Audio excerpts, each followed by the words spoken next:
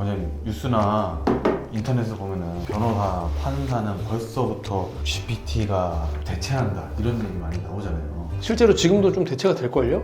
뉴스에도 얼마 전에 왜냐면 나왔어요. 신규 변호사들 채용이 좀 줄어들고 뭐 이런 적이 본 적이 있어요. 뭐 세무사들, 세무사들. 회계사 뭐 이런 쪽도 그렇다고 하더라고요. 근데 이제 의사들은 어떨지 또 원장님께서 어떻게 생각하실지 궁금해서요. 물론 저도 뭐 전문가가 아니기 때문에 상세하게 말씀드리기 힘든데 주변에 의사 친구들도 많고 얘기를 해보면 미래에 테슬라의 일론 머스크가 향후에는 정비공이나 배관공, 자동차 기술자들 이런 사람들이 부자가 될 것이다 라는 제가 글을 본 적이 있거든요. 의사 되지 말라고 하던데요. 네.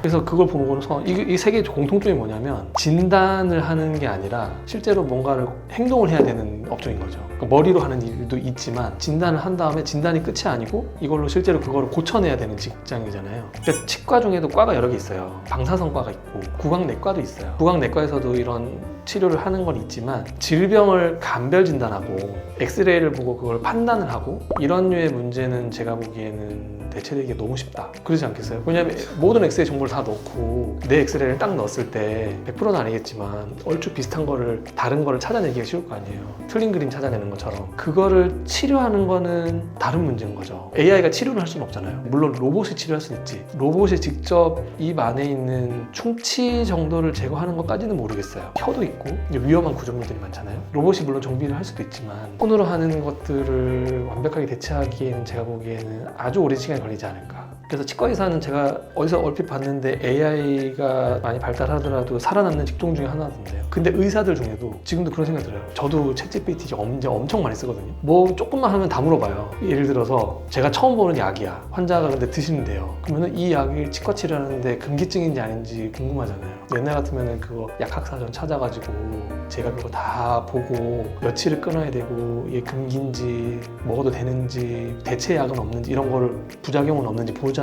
요새는 챗GPT 딱 물어보잖아요. 약학사전을 제가 다 찾아가지고요. 이거를 알려줘요. 내과적인 문제인 거죠. 그러니까 약 처방하고. 그러니까 물론 그것도 내과 원장님 들으면 기분 나빠하실 수 있지만 지식으로 판단해서 결과를 낼 수 있는 것들 그런 것들은 의대에서도 많이 축소되지 않을까. 방사선과, 그러니까 영상의학과, 내과. 근데 정형외과라든지 이비인후과라든지 사실 수술과가 또 많잖아요. 피부과도 있고 성형외과도 있고 그런 과들은 오히려 AI나 그런 로봇의 도움을 받아서 기술이 더 발전할 수도 있다. 그러니까 그 완벽하게 대체가 아니라 그거에 도움을 받는 치과도 요새 뭐 가이드 임플란트나 디지털의 도움을 받잖아요. 예를 들면 뭐 신경관의 위치를 AI가 미리 다 찾아줘서 어디 구멍을 되게 조그만하게 뚫고 이렇게 한다거나 제가 치아를 깎는 로봇도 보았거든요. 유튜브에서 입안에서 안 하고 여기서 조이스틱으로 치아를 깎아요. 그러면 로봇이 들어가서 치아 안에서 그걸 깎고 있는 거예요. 근데 여기서 누군가는 하긴 해야 되잖아요. 충치인지 아닌지 하면서 계속 감별 진단 해야 되고 더 발달하면은 그거조차도 해결될 수 있겠지만은 제가 보기에는 그거보다는 뭐 치아를 재생시키는 기술이 발달한다거나 그런 게 더 빠르지 않을까. 그래서 그 한계가 있고 치료 계획이라는 게 내가 할 수 있어야 치료 계획인 거잖아요. 그러니까 저는 할 수 있지만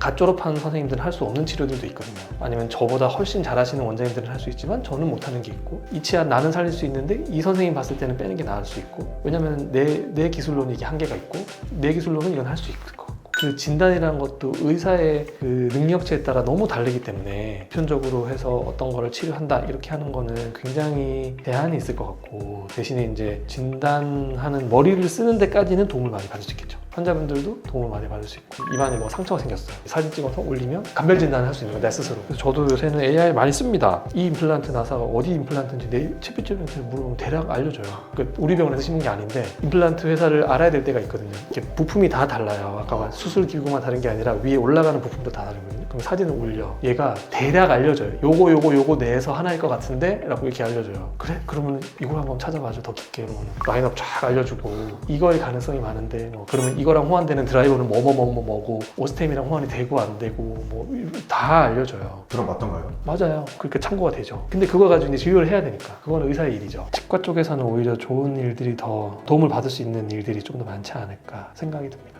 위협은 당분간 없을 것 같다. 위협은 저는 치과 쪽은 괜찮지 않을까. 오히려 근데 아까 말씀드린 판사나 뭐 세무사나 변호사나 이런 경우는 저도 뭐 예를 들어 어떤 분쟁이 있을 것 같을 때 물어보면 챗GPT가 되게 사례까지 해가지고 막 다 알려주거든요. 그러니까 상담을 안 해도 대략적인 정보를 갖고 움직일 수 있고 그런 거에 있어서 이제 좀 빡세지지 않을까. 마케팅도 제 지인분들한테 물어보면 그렇던데. 그렇죠. 아무래도 도움이 되는 부분도 있고요. 근데 이제 불안한 부분도 당연히 매우 많죠. 매우 많죠. 네. 매우 많죠. 그리고 그게 우리 치과 쪽보다 훨씬 빠르던데요. 그렇죠. 특히 디자인 같은 디자인. 것도 뭐 이렇게 해서 만들어줘 하면은 기획하는 파트. 네, 도움이 되는 것도 있지만 그 되는 걸 알면서도 불안한 게 있는 거죠. 영상 쪽도 조만간은 알아서 AI 하지 않을까. 굉장히 빠르게 발달하는 것 같더라고요. 그쪽 파트가 유난히. 맞아요. 왜냐하면 적용 분야가 넓으니까. 마케팅하는 대표님도 옛날엔 디자인 잘하는 친구 뽑았는데 지금은 AI를 잘 컨트롤 활용하는 잘하는 친구. 맞아요. 그러니까 좀 다르대요, 느낌이 뽑을 때. 그래서 그거 완전히 배척할 수가 없고 워낙 빠르고, 옛날에는 창작물 하나 하려면 애들이 책상 앞에 멍하니 앉아가지고 막 오전 내도록 맞아요. 한 어떻게 두세 시간은 생각하다가 막 이렇게 오후에 만들고 그쵸. 그런데 이제는 근데 이제 틱틱틱 하면은 대략적인 컨셉이 잡히니까 훨씬 빠르게 넘어가는 추세인 것 같긴 합니다. 적응해야지 뭐.